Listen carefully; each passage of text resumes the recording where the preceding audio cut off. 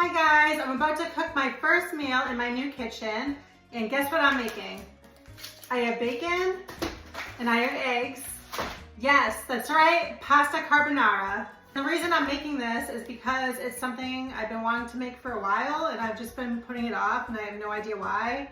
So yeah, I learned how to make this in Italy last year at my cooking class. And one of the fun facts that the chef told me in Italy was that pasta carbonara was invented by Italians when they were being held in American prisons during World War II. And the Americans would give them bacon and eggs for breakfast, the standard American breakfast, and pasta for dinner because they figured that Italians like pasta. And the Italians, in their wisdom, combined the pasta with the bacon and eggs to create pasta carbonara. So today I'm making authentic pasta carbonara using authentic American bacon because I feel like in American prisons they would have used this bacon and not like pancetta or ham or anything like that. And you know, eggs are eggs, right? But I will be starting by making the pasta, so I'm going to be throwing the bacon back in the fridge.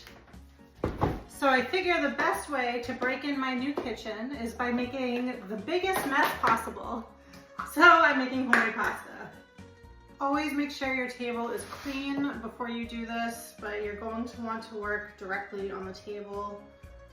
And I'm making enough pasta to have for leftovers for myself, because what is the point of cooking if you don't have plenty of leftovers? So this is just simple pasta recipe, which is like 2.5 cups of flour, and I'll stick 3 eggs in the middle. Salt. Best way to do this is just to get right in there with your hands.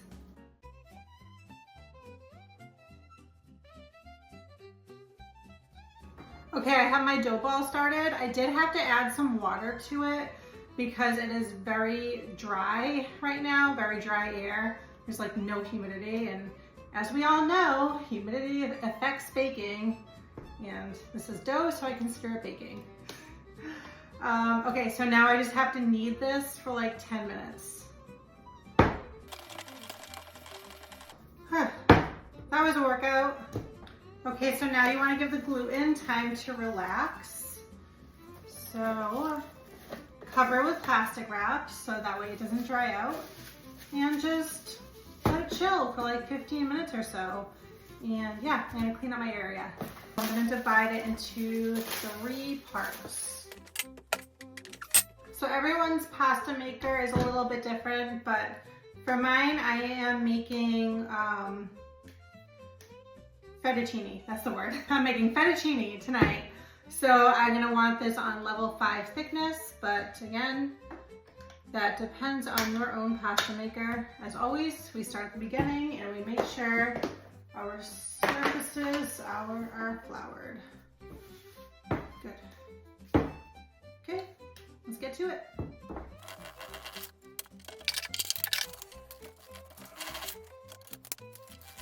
Okay, great. I got my dough into the thickness that I want. And now I just have to cut this into fettuccine.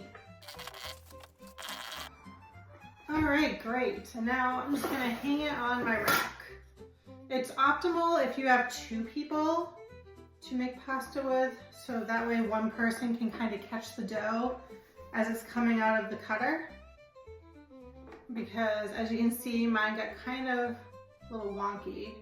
But that's okay. Hey, still tastes the same. Who cares? But they are, it is easy for the pasta to kind of stick together. So that's why I like to have a friend to catch it for me. Or just use more flour, whatever. Again, we have fun with cooking. We're not perfectionists. We're not elitists. Those people can get out of here. We don't need that negativity. I'm just gonna go ahead and do the same thing with my other 2. Okay, so I'm going to crack like, I don't know, 6 egg yolks. 6 sounds like a good number. So if you have a aversion to eating raw eggs or potentially raw eggs, then you do not want to make authentic Italian carbonara.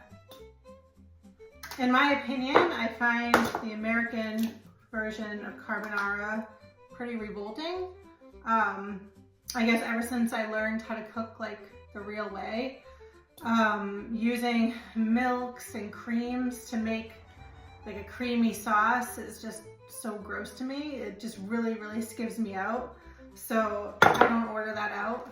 I would never order carbonara out because I know I'm getting like a cream sauce, and I don't want a cream, milk, heavy cream mixture. No, heavy cream is for desserts, it's not for cooking. So I choose not to do that. But again, if you have an aversion to potentially eating raw eggs, then don't make this. I have no aversion because I taste test all of my batters, all which have raw eggs in it. I've been doing it since, I don't know, since I was a little kid, and my mom used to yell at me for eating raw cookie dough, but no, it's fine. I've never been sick, and I can't imagine I ever will be. Now for cheese, you're gonna wanna use pecorino, but my local grocery store did not have that. So I bought Parmesan. Oh, well, it's a good second best, right?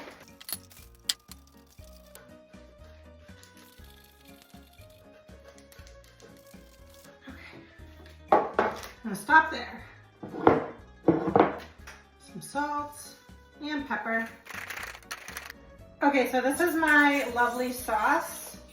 Now this does not go into a hot pan with your pasta because what's that gonna do? It's gonna make scrambled eggs. So we wanna put the pasta in here. Now you have to mix it and whisk it constantly so that way the hot pasta doesn't turn this into scrambled eggs. It'll still probably be good, but we don't want that. We want a nice smooth sauce. So this is where my pasta will be transferred to, along with pasta water. So never dump your pasta water, always save that. Okay, I just chopped up some garlic and the world's most potent onion. And I'm gonna leave that aside now. Oh my gosh. I'm trying to think how many slices of this to cook. I'm thinking 4, I'm gonna go with 5 so I can eat one. I love bacon. There are a few things more satisfying than this sound right here. I love the sound of sizzling bacon. I like to prepare a plate with a paper towel on it to put my finished bacon on top so it'll collect a lot of the grease. And fresh pasta, it takes a lot less time to cook. I think it takes like 4 minutes or something like that, but you'll have to use the taste test, obviously. And remember, don't dump it into your sink. We want to save the pasta water.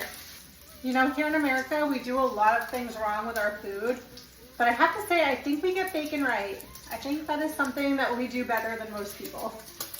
And I'm going to wait until my bacon cools completely, obviously. And then I'll just use my fingers to kind of rip it into little pieces. Onions and garlic, saute until tender. Water is boiling, so in goes the salt.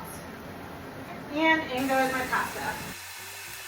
The pasta will take anywhere between 2 and 4 minutes, maybe 5 minutes. You're gonna need a lot of olive oil, so don't be shy with it. This is the reason I love a glass top. It'll be easy cleanup for when I boil over like this. Everyone always says that the wooden spoon on top of the pot prevents it from boiling over, but that is not the case. That is certainly not the case. I'm here to tell you, it'll still boil over, regardless if I cover the top with wooden spoons. Maybe it's just me, I don't know.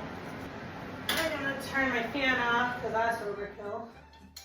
All right, and then I'm just gonna start scooping it right into my pan with the onions and garlic.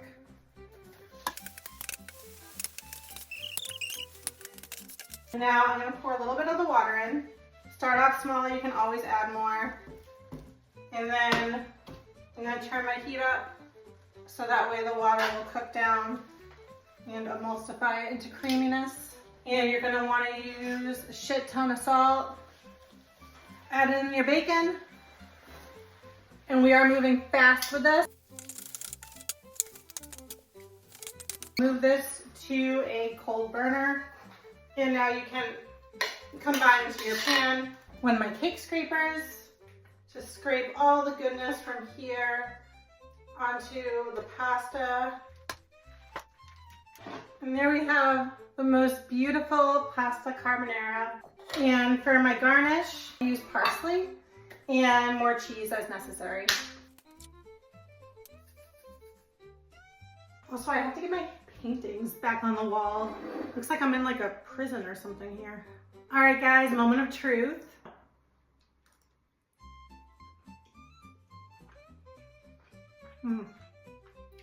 Oh, wow.